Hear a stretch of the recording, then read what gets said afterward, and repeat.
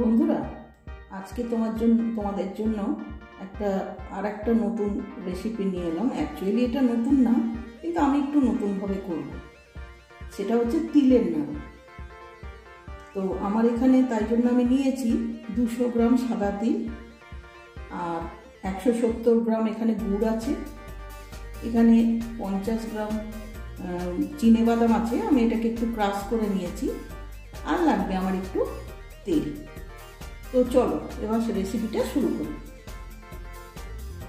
আমি গ্যাস জ্বালিয়ে মিডিয়াম ফ্লেমে একটা ফ্রাই প্যান বসিয়ে একটু গরম করে নিচ্ছি। তারপরে আমি লেস করে আর তিলটাকে একটু ফ্রাই করে নেব, ড্রাই রোস্ট যাতে বলে। এবার আমি গ্যাসটাকে লেস করে দিলাম, দিয়ে তিলটা এখানে দিয়ে দিলাম। কেন লেস না করলে অতিরিক্ত ঠান্ডা হলেও হবে না,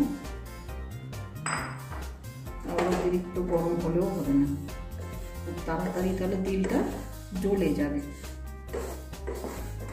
এবার নেড়ে চেড়ে এটাকে হালকা ব্রাউন করে নেব।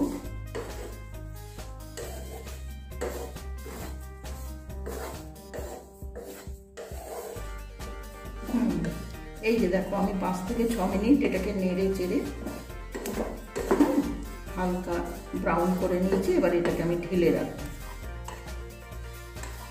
আমি ঢেলে নিয়ে তারপরে আমি দেখাচ্ছি। ঠিক হালকা ফ্রাই করে রেখেছি। এবার আমি গুড়টা চাপিয়ে দেবো। এই দেখো, আমি গুড়টা দিয়ে দিলাম।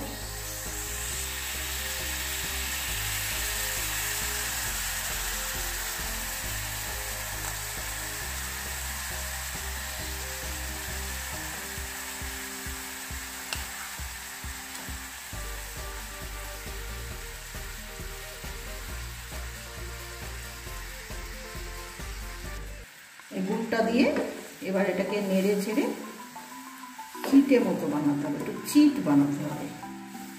একদম ফ্লেমটাকে লেসেই রাখতে হবে, কিন্তু বাড়ালে চলবে না। একটু ধৈর্য সহকারে এই কাজটা করতে হবে।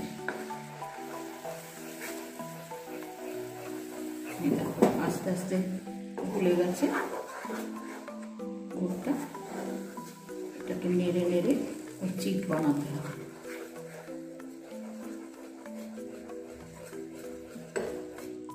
তিন মিনিট পর দেখো বন্ধুরা, এটা কেমন একটু ফেনা ফেনা হয়েছে। এটা এইভাবেই নেড়ে যেতে হবে আরো 3-4 মিনিট। এই দেখো বন্ধুরা, এখন কিন্তু হয়ে গেছে। এবার বুঝবে কি করে, এই দেখো দেখিয়ে দিচ্ছি। একদম লাস্টের যে ফোঁটাটা পড়বে সেটা কিন্তু অনেক দেরিতে পড়বে। এই যে পড়ে যাবে তো। এবার লাস্টেরটা দেখো কত দেরিতে পড়ছে। এই দেখো, দেখেছো তো? এই দেখো। এবার আমি গ্যাসটা অফ করে দিই। এই দেখো, দেখবে কি, এই যে এটাকে একটু হাত দেবে, দিয়ে এই দেখো একটু চিটে ভালো চিট হবে। এই দেখো পড়ছে, দেখো ঠিক সুতো এসে পড়বে। এটাও যদি না বুঝতে পারো তাহলে জলে ফেলবে, জলে ফেললে দেখবে ওটা জমে যাবে। এই দেখো হাতটা ছাড়ছে না, এই দেখো চিটে হয়ে গেছে। ঠিক আছে? এইবার আমি তিলটা মেশাবো। গ্যাসটা সব সময় বন্ধ করেই মেশাতে হবে, গ্যাসটা চালু রাখা যাবে না। ঠিক আছে? এই দেখো, এবার আমি তিলটা দিয়ে দেবো।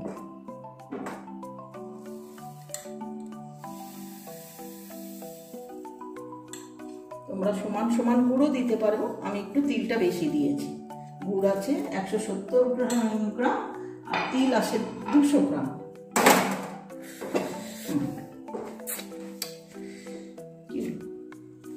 এই যে বাদামটাও এর মধ্যে দিয়ে দিলাম। এই বাদামটা দিলে একটা আলাদা টেস্ট আসে, খুব ভালো লাগে, ওই জন্য আমি এটা দিলাম। এবার এটা ভালো করে মিশিয়ে নিতে হবে। আর এই নাড়ুটা গরম গরম পাকাতে হবে। তিলের নাড়ু বানানোর এই একটাই কষ্ট, যেটা একদম ঠান্ডা করা চলে না।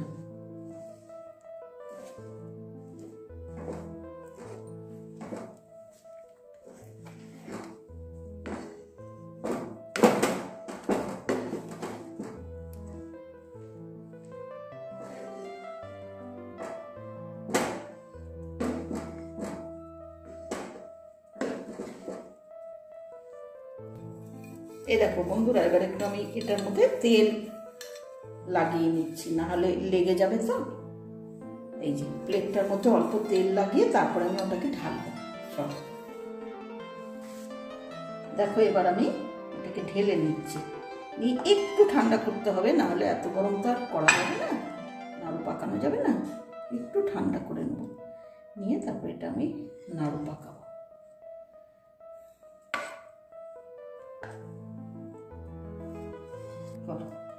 এই তো এইবার দেখো আমি আস্তে আস্তে পাকাবো। দেখবো গরমটা কেমন আছে, খুব গরম আছে, খুব কষ্ট হয়। প্রথমে এরকম চেপে চেপে করে নেবে। এই যে একটু ঠান্ডা হলে এটা আর পাকানো যাবে না কিন্তু কোনো মতেই। ভালো গরম আছে, যার জন্য হাতে এখন আমার বেশ গরম লাগছে।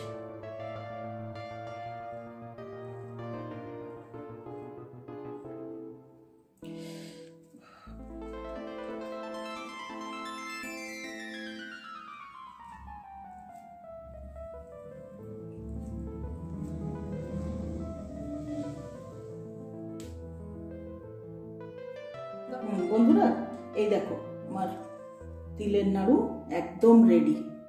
রেসিপিটা ভালো লাগলে সাবস্ক্রাইব করো আমার চ্যানেলটাকে, আর পাশে থেকো সর্বদা আমাদের। ভালো থেকো।